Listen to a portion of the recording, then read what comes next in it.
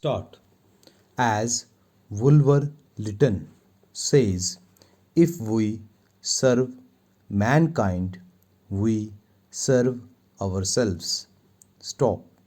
I believe there will be some who will say they will think about it, and pending their decision, I would urge them to reflect that men are naturally inclined to doubt the truth of such statements. Stop. Then there are others who hesitate in some other respects, perhaps in order to count on the material advantages or disadvantages of such a course. Stop. For their own sake, I would ask them to change their view of life, and they are sure to benefit more than their worldly thoughts could possibly have suggested. Stop.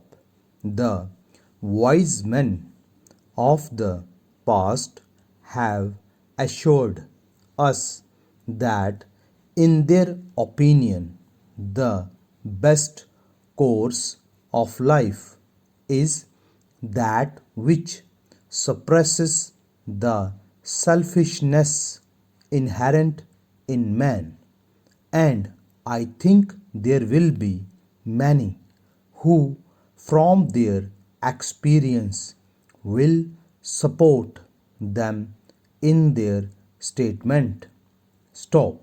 Whether I address you as my dear sir, my dear madam, or my dear fellow citizen, let me ask you to ponder over this matter and to remember that, in the beautiful words of Adelaide Proctor, glorious it is to wear a crown of a deserved and pure success, and though there is much that may baffle you, in order to carry out this high ideal, it is as true today as ever it was that